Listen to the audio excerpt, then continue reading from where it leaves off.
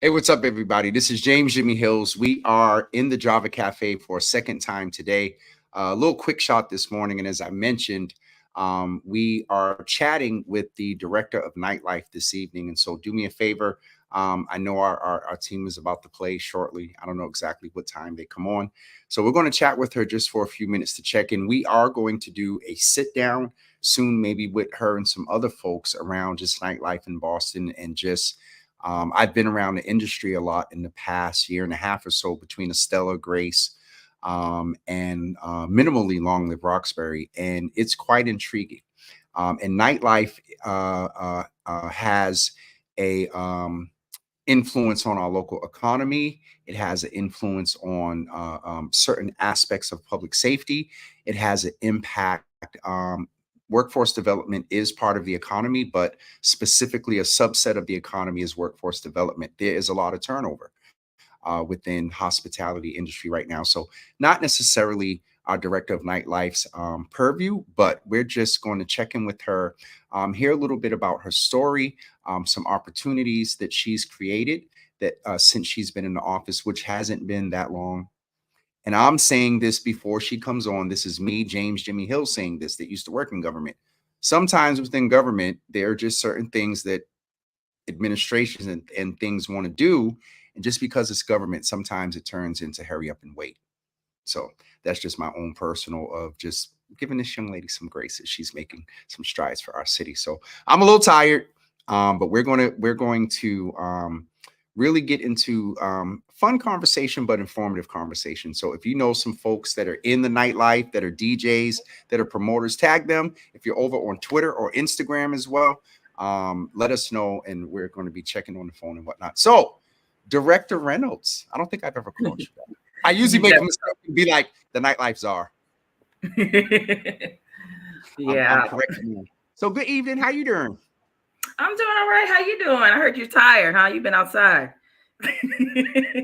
Look, I ain't got nothing to drink. Oh, Jesus. Okay, I don't have nothing to like. Yes, I am outside. I also want to allow you an opportunity, though it's not in our city. There is a daughter of our city who is making a lot of great achievements. Let's just say on the East Coast. And so if you wanted to, you know, you're noting that I'm outside. Yes, I am outside, but tell the folks why I'm outside. Well, I mean, you know, we have such a gem in Grace by Nia being in the Seaport district and seeing her name in lights as you go over the bridge into that neighborhood, and you know that history of that neighborhood, the history of inequality of that neighborhood just perpetuated the our long standing as a full city history of inequity when it comes to Black and brown businesses, when it comes to ownership, when it comes to owning liquor licenses. And so the fact that Nia has been so successful in the Seaport that she is now expanding beyond that, right? And going into different, you know, states even. States. We're crossing state lines at this point.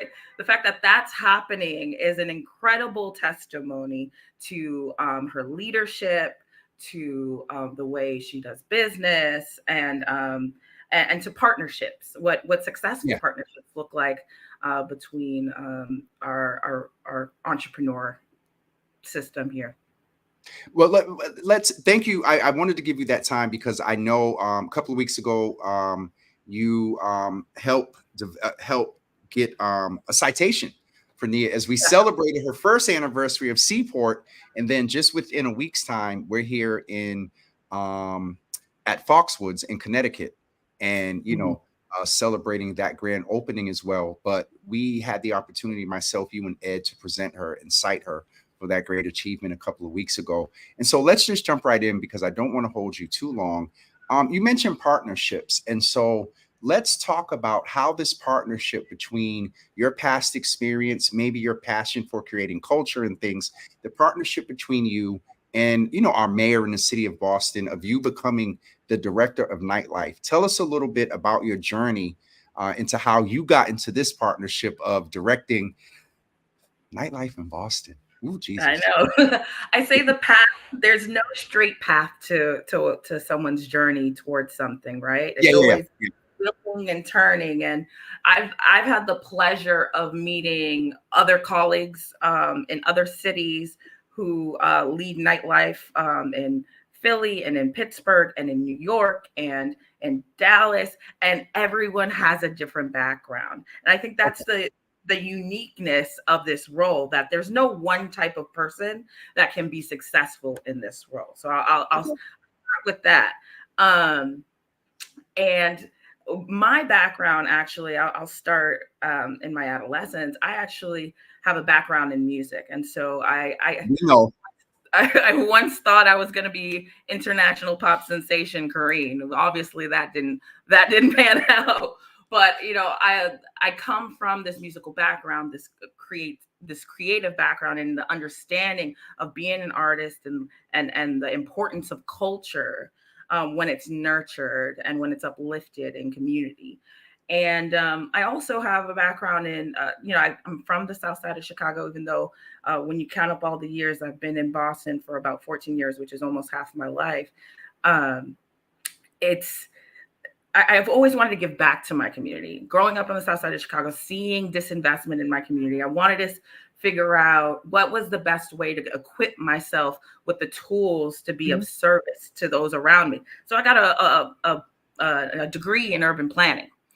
And so your degree is in urban planning? yes. And so that, I think, really helps me understand, the law of how cities are Yeah. run, the zoning issues that we face, the community and economic development building that is necessary to create strong communities, to create strong economies. And so with that background, that educational background, I came to Boston to pursue my professional career. And I started off at the Massachusetts Gaming Commission when casino gaming was very, very new.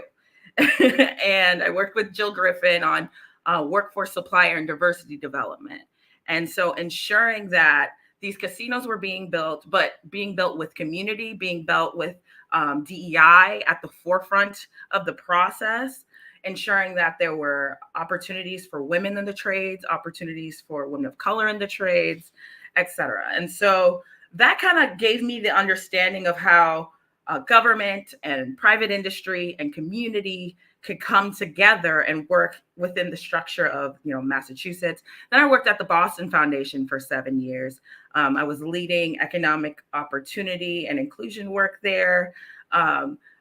As far as our programmatic grant making was concerned, I was able to invest millions of dollars in business resources like BECMA and BII and LISC and Amplify Latinx, and started an investment fund in growth businesses, right? So growth stage businesses that were ready for capital to get to that next stage. And we were very successful. I put out some research, understanding the capital gap that businesses faced, also invested in workforce development programs. And then this opportunity came where I could use my creative personal background and my understanding for how to build community through my education and how to invest in businesses and see them grow. It was kind of like a stone soup of things that really turned out to be kind of like a perfect storm. Someone to say something, you're my sister and I love you, and you get the context of why I say this, and it's so interesting. You be around people, you know, we kiki and have dinner and drinks and we talk about policy and community. But there's a lot of people that have come on the platform and tell their journey, and I'm sitting here like, wait, what? So, you know, let's just on a macro sense say that this position, you didn't get the position just because you're a party girl. No. And you know, there is, but I'm listening to, I in my intro talked about economic development, workforce development. I talked about culture and creating Black spaces, and also there is a mental health impact to nightlife, Yeah, because if exactly. you are going into spaces that you feel welcome, so first of all, love, kudos, and even more of a respect and love for you, because I knew about the Boston Foundation, didn't know about the Gaming Commission, didn't know about that your degree is in urban planning. So you're like when you said perfect position, I guess with the mayor and or Shagun or whomever, Chief Idawul, this is the perfect position, but you're like a perfect can. First of all, let me say, y'all, this ain't no paid advertisement or whatnot. I'm this pure from you're like the I, perfect candidate, I'm because with the blushing because planning that's and super sweet of you. investment. Yeah. Okay. All right. So, all right. We definitely gonna have to do a part two. Just kind of maybe a little bit about you. Yeah. And so all of that, you went in, let's just set some a little timeline. You went in and this was announced, I want to say just over a year ago. Yeah, actually, the me being in this position was announced 2 weeks before I even started, and then the position was announced almost 9 months before they, found the candidate, right? And Yep. so I feel like there was a lot of anticipation that was building around this particular role even before my day one, and so um, I feel people. I feel the hunger. I feel the excitement. I feel the intention that folks want to put behind this and the energy. And I'm with them. But it's a startup. This position was never existed in any administration prior to me starting a year ago. And when you're building a startup, not a lot of people have the opportunity to watch the building phase. Okay. When you have a product, you see the final product on the shelf.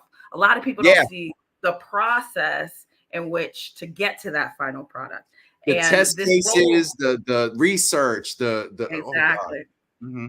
And so this role with all of the interest and around it, um, you're watching the product be built while I'm building it, and it's an interesting opportunity because I Hmm. get to tap into so many lived experiences to build along with me on Yeah. this. And so it's a blessing and a curse, right? I understand there's this urgency because it's important work. I'm uplifting voices that don't traditionally have voices in City Hall. So I get it. But also I want to be sure that we're being intentional and we're making systemic change and not doing any band-aids, What? Okay, so all right, a few things there. This can go a couple of different ways. And so you talk about intentionality. You talk about you're basically building the plane as you go. You're in a sense flying. But you know there's a screw missing here, or you didn't get the test, you know, the flap on that wing, and so we have to give grace to that. There was something else you said that made me have this thought. I've heard you speak in different settings, and back to my point about you not just, you know, a promoter and a nightlife, you know, person and blah blah blah, popping bottles and all that. Um, you are not only working for nightlife in the social, creating culture spaces and extending um, hours beyond 2 a.m. But in that Right. vein, in all seriousness, that you're looking not just at the cultural, the fun, the pop bottles or whatever, DJs and all that. Tell us a couple of other things that I've had the opportunity to hear you talk about on panels about our third shift workers. Yeah. And I don't want to say it, you say it, but give us a little bit of perspective, because I think for folks that have not heard you yet and that are tuning in tonight, I think there's a level of understanding that I think we need to have, that it's not just the director comes in place, now we can party till 4, and the restaurants are open till 5. And it's not just that. What are the other things that concern you? Said this was personal for you. So personally, what are the other things that concern you when it comes to the space of like nightlife? Yeah, I mean, first I want to say this role is very policy driven. So it's to your point, it's not throwing parties, it's looking at our system and where we can improve our system to foster the environment of a bustling, thriving nightlife economy for all. And that's what the mayor wanted me to do, right? She saw that there was an opportunity to look at this particular subset of time in the day because it serves the overall economy. If we can strengthen our night economy, it strengthens the economy overall. We are a 24-hour city, and we have to ensure that the industries that serve our evening time are just as strong and have just as many resources as the ones during the day. And my title says Director of Nightlife Economy, but I'm doing nighttime economy work. So what does that mean? It's yes, it's bars, restaurants, nightclubs, but it's also the other industries that support our nighttime economy, like our hospital systems, our educational institutions, the construction, our public safety, all of those, the workforce that what does that have to do with nightlife, though? Well, I mean, like I said, the city of Boston is a 24-hour city. And so nightlife, when you think of traditionally bars, restaurants, and nightclubs, is a large industry within the overall nighttime economy. And so, yes, I focus on bars, restaurants, and nightclubs because it's a large industry. And I think it's important to give voice to those folks. But there's also a lot of other things that come into play. How do we support our youth at night, right? You don't traditionally connect that with nightlife, but it is a part of our nighttime economy. It's the economy piece. And I was sort of, playing devil's advocate and saying, what does that have to do with nightlife? Some of the other things that I heard you talk about before is those at the hospitals. Like, why is their only option the vending machine and, one pizza shop? That, like, there needs to be healthy options at night for our firefighters, for our policemen. And yes, they can bring their lunch, and I never really heard anybody frame the piece around the nightlife. We know that there's economic, as I said, to that, but it's its whole sort of economic engine in itself at night. Yeah, the hospitality industry in general is a large economic driver for Boston. Boston's a world-class city and people want to visit.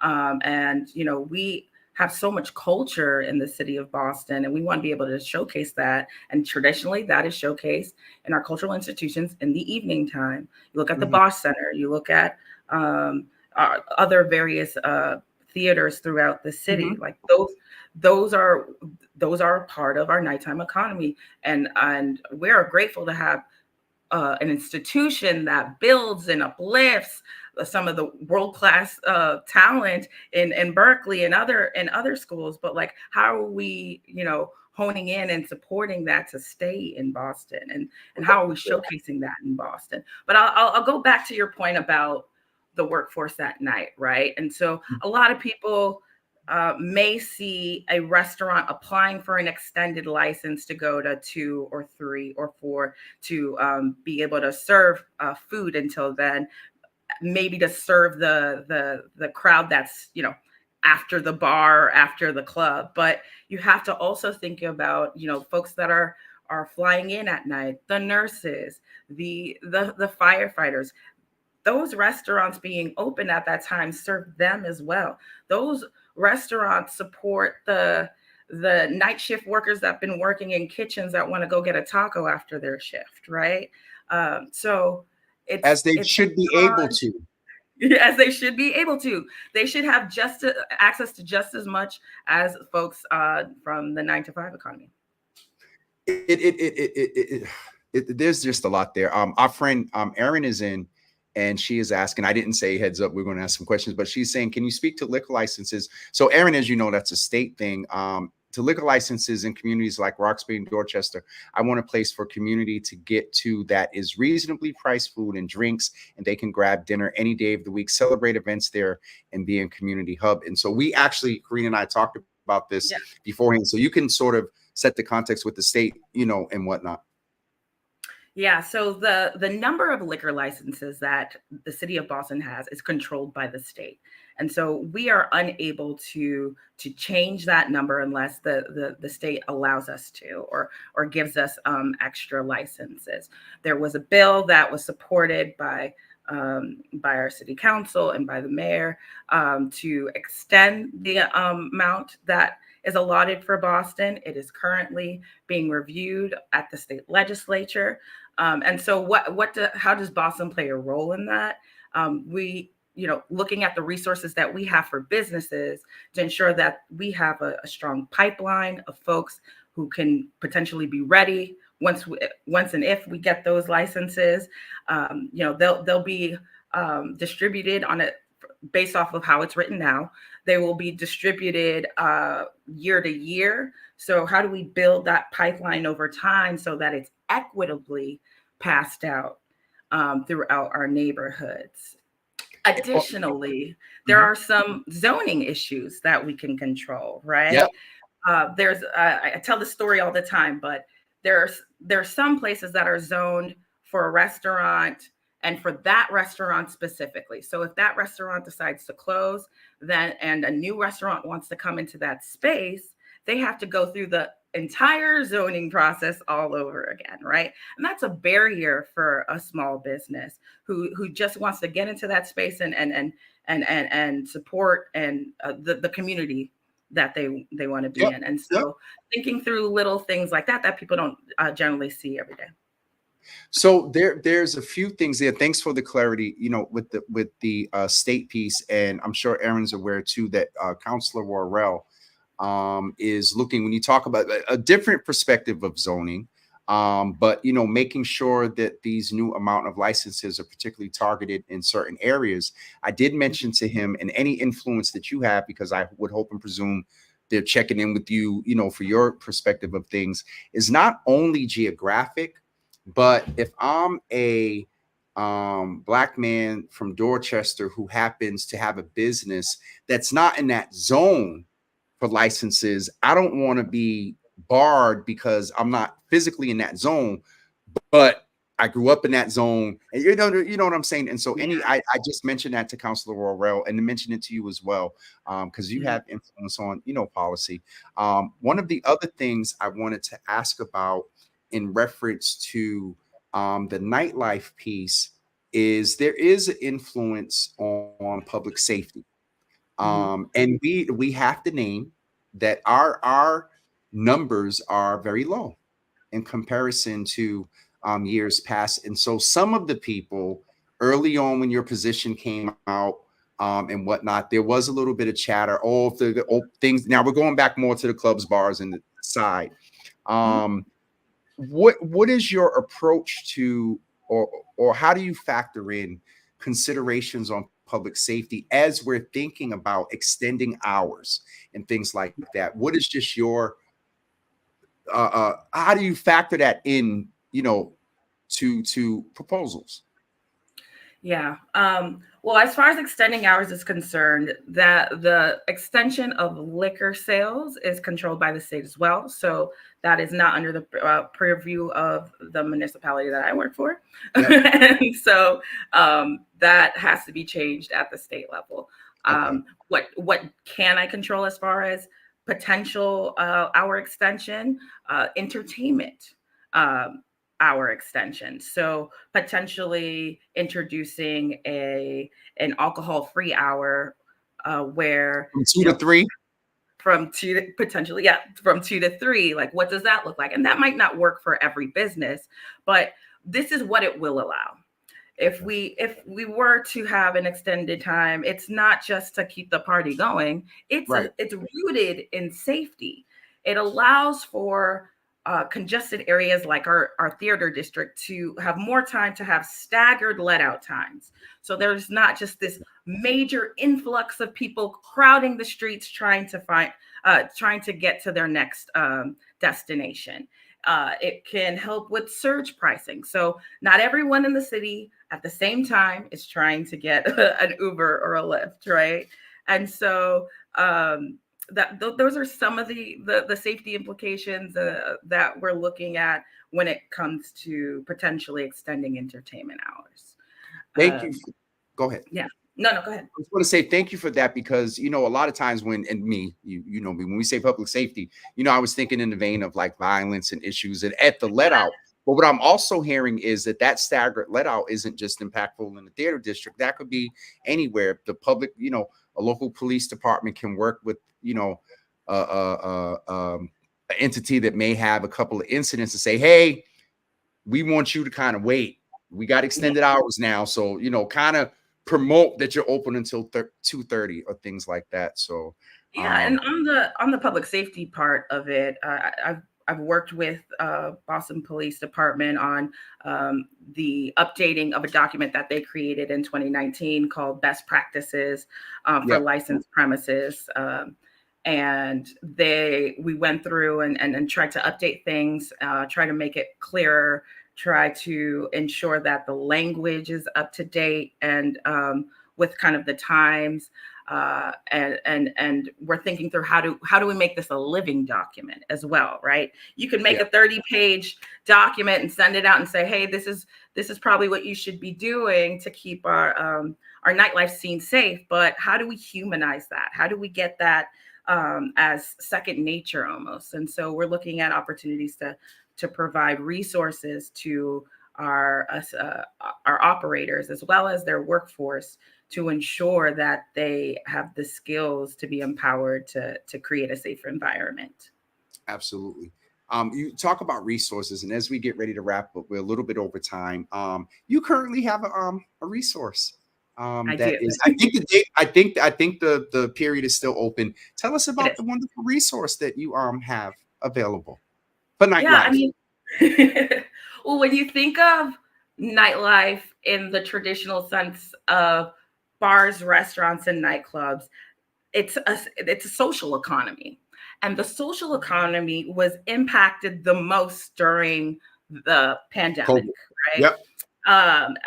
And so, what I was hearing from the community was, hey, I'm trying to find the space, but Hmm. there's no space for this, or maybe this particular business closed, but we want to keep the energy and the healing that it created for folks. We want spaces for youth in the evening time. We want spaces for intergenerational activity. We want stuff to do during the weekday. And so this particular grant is in response to community saying, hey, we want stuff that's free, open to the public. We want it to address some of the gaps that we see in nightlife right now. And we want to use the city as a canvas to express these particular wants, needs, healing spaces, places for joy, laughter, fun, learning together. And so that's kind of where this grant came from. The application is open until Tuesday, May 28th. And we're super excited to see what comes through. And I'm the city is really excited to be able to invest in innovation when it comes to nightlife. I wanted to make sure that folks know that in the comments, if you are interested, in and can you clarify? Do you have to be? I believe I saw language. It's an entity, individual.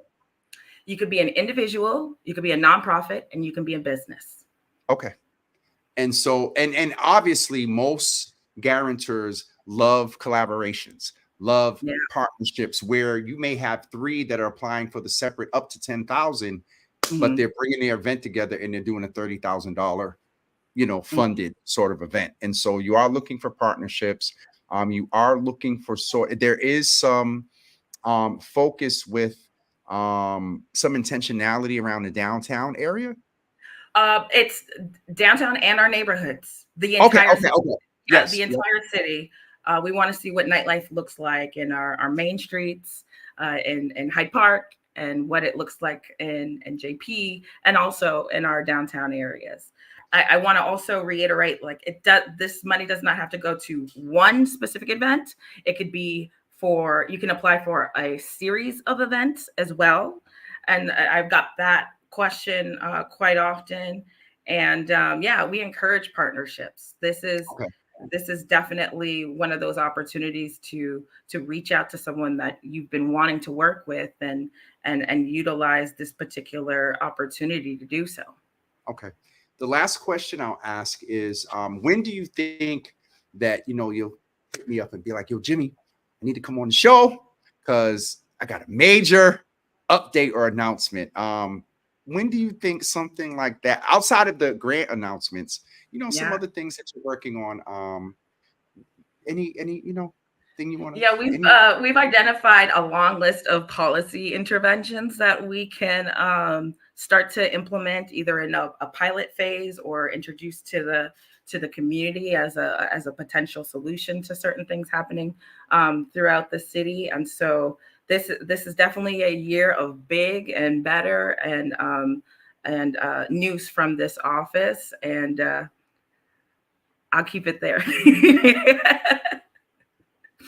No, Director Reynolds. No, I really thank you for spending the time with us in the evening. I mean, this is nightlife, so for you, and I see you out in community often, floating between all type of businesses, but definitely see you in businesses where your demographic or opposite gender, but same, of color demographic is there as well. So thank you for being present and out and supportive.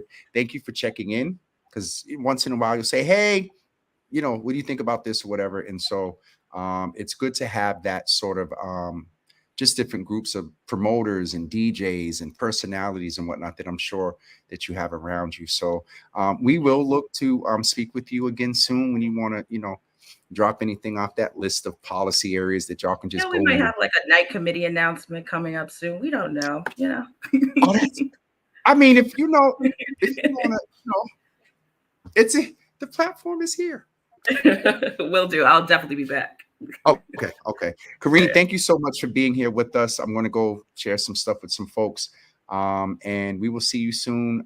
Either I'm saying this, Mayor Wu, it would be so awesome that our director of nightlife could do some reconnaissance down at the other Grace. Is that an invite?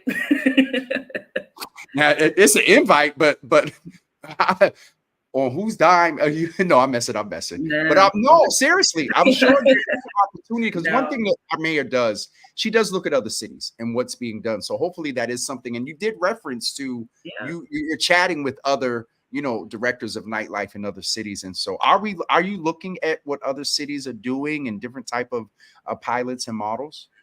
Yeah, And there's no other city like Boston, but a lot of this work has been done before, right? okay. When we're looking at different policy around sound and how when developers come in, how does that impact the vibrancy of a neighborhood when you have residents and operators coming together? How do we mitigate some of those complaints, right? And so I'm learning from my colleagues about different policy as it pertains to that, different zoning policy as well. So there are some learned lessons that I'm learning from my colleagues that I'm bringing to this role.